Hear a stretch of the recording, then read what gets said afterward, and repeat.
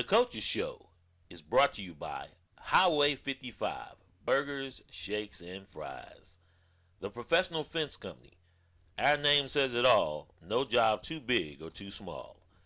Nunboys.com. And GPS Photography and Video, GPSPhotoandVideo.com. Welcome back to the Coaches Show, and Hal went on off to choir practice.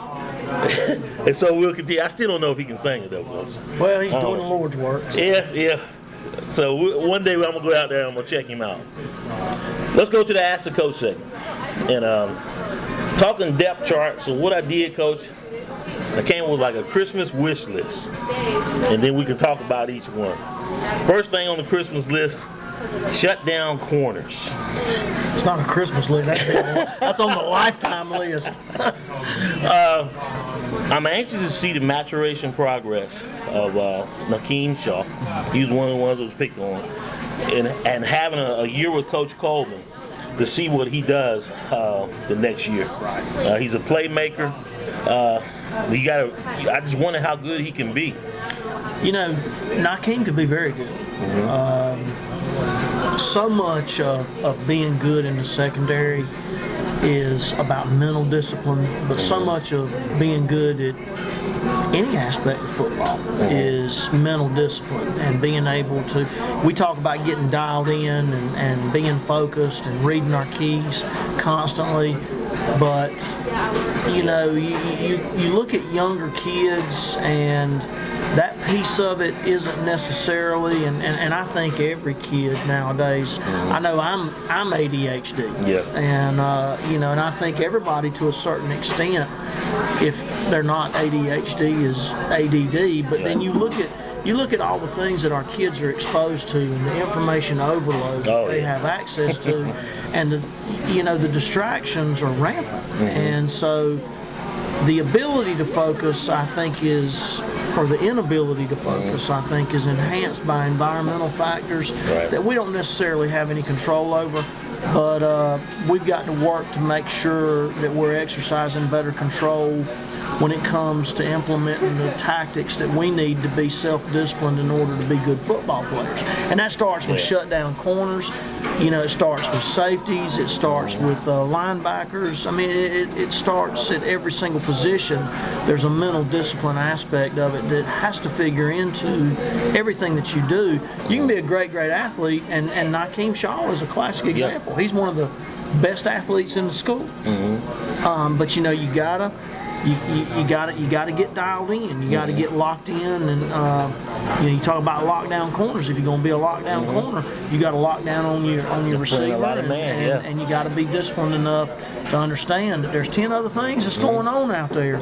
You got to worry about your job. And not to single him out, it's just that he was one of those young players that had to play early. Nakeem's a great player. And shout out to his mother, Nakisha, I believe is her name. She posted his report card on Facebook. Great grades. 3.68. He has 93, I think, in English honors. Nakeem's great. Right now, we project him as a 4.0. You know, on our academic progress profile that we do every week, and I'm very pleased with his grades. Shout out with him because you need that student athlete. No doubt. A shout out to his mother. I mean, his mother and his dad Brian. They've done a great job with him, and you know, Nakeem he's complete. You know, we got to continue to work to get him more comfortable with what we're asking him to do on the football field, and but he's got all the tools. Love him to death. Great kid. No doubt about it. Up next on the Christmas list, Coach, running back. How are we going to replace Jacob Rushing? Do you see Quinn Maynard? Now he's a senior. He's going to play safety. Will Quinn Maynard be going both ways as a running back? Do you see somebody out there in the JV, the Prather kid, or maybe some of the rising ninth graders? Not big shoes to fill, but I mean, he filled Detrez Newsome, and it goes on. The list goes on and on and on. somebody's got to step up. Jaleel Prather is one. DeAntoine Campbell is certainly one. Does Quinn could figure into it? It's November. Yeah, it's November. But I mean, it's a Christmas wish list, Coach. You're no doubt. And as you looked at that depth chart and you taking those nameplates off of those 24 seniors, we got some holes. A lot of it will be dictated going back to what we were saying about the off-season work, Right. getting our supplemental strength program going, the one that's going to run outside of the school day. And I've already challenged our kids about being committed and making sure that they display a level of commitment that's unquestionable. Because the bottom line is if you're not committed, you're just involved. Yeah. And we want big time commitments. We want our player personnel holding each other accountable. We should be the last ones. I should be the last one if a kid's not in our supplemental strength program on any given day. They have to run down that kid. His teammates need to be running him down and saying, a lot of accountability. What are you doing? Exactly. What are you doing? You got to get your tail here. And so that's one thing that we're going to work on really, really hard this off season is fostering a line of accountability among our player personnel. Up next on the list, as I go down the Christmas list, Coach, defensive end, linebacker, Sean Smog, Donovan Wirt. We need that woo hitter. I mean, those are two big holes because those guys made a lot of plays Friday night and, of course, throughout the season. What do you see out there on that, guys? Well, Calvin Purcell's going to be back. We've got some solid JV kids that will be moving up. Trey figures in at linebacker. Trenton Lee figures in at linebacker. Alex Plummer figures in at linebacker. On the defensive end piece, it's going to be interesting to see how Double D evolves, whether he stays as an interior defensive lineman or whether we move. And Double D, you're talking about Dylan Derisman. Dylan Derisman, player of the week several times. Yes, and so the cupboard is not bare by any stretch. It's just now we've got 8, 9 months to really work to develop those kids to get them where we need them to be. And as the weight program starts here in December, right after the holidays, right after Thanksgiving, actually, when we get into it. Up next on the list, on the Christmas list, is basically goals. The 3 goals of playoffs, win the conference, state championship. I mean, the first goal they're there in the weight room. First goal is going to be to go 1-0. You're 1-0, as we talk about New Hanover. But those goals are in your weight room. A lot of people didn't know they're published there. And I can only assume they're in Scotland's and Richmond's. And that's the goal every year, those three things. We got 16 seniors. Well, if you're not working to be the best, what are you working to be? That's true. You just average. It's and we tell them religiously, relentlessly, life doesn't know you anything. No. It doesn't know you anything. Game of football certainly owes you nothing. Yeah.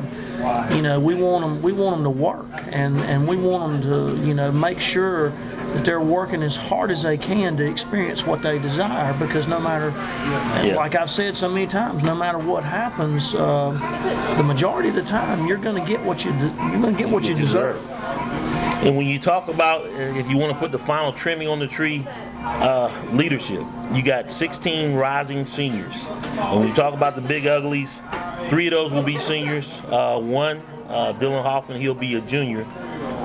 Great GPAs, great character guys, not really rah-rah guys. Lunch pail, go to work. Guys. But those are the anchor of our team, and those are going to be our leaders. No doubt. Outstanding GPAs, great kids. This is their last ride, and I'm anxious to see in high school. In high school, yes, in high school. That's a caveat to that. Yeah. So these guys are going to be playing on Saturday, no doubt. Grade-wise, player-wise. And I'm really excited, like I said, to see the maturation progress of all these young kids that had to play early. They didn't get carried out. They stayed in the fight. And how good will KJ Thorpe be? How good will Andre Pergis be after being baptized by fire? Well, certainly we expect, everybody to exhibit a maturity level that is reflective of their experience. But at the same time, we also expect everybody to step up and display an energy level and a level of execution with regard to preparation that's going to solidify them as leaders. Leaders, you're not there's no chronological default to leadership. Leadership is another thing that's earned, and it's usually going to be your best leaders are the kids who are always there. They're always, they're doing that extra rep. They're going that extra mile. They're demanding it out of their teammates, and their teammates are reciprocating it because they respect them because of how hard they're working. And we've got to do a good job of making sure. I mean, nothing would tickle me to death. We got to be more competitive in the program with each other. And, the off season is where that takes place. It's where it takes place first and foremost, and it's where that competitive fire kind of bleeds over onto the practice field and into the summer program and so forth and so on. I think, if we can really get that momentum rolling there and have some inter squad competition going, that's going to make us better too. All right. When we come back, Coach, we're going to talk about the players of the week, perhaps the player of the year, conference nominees. We'll be right back.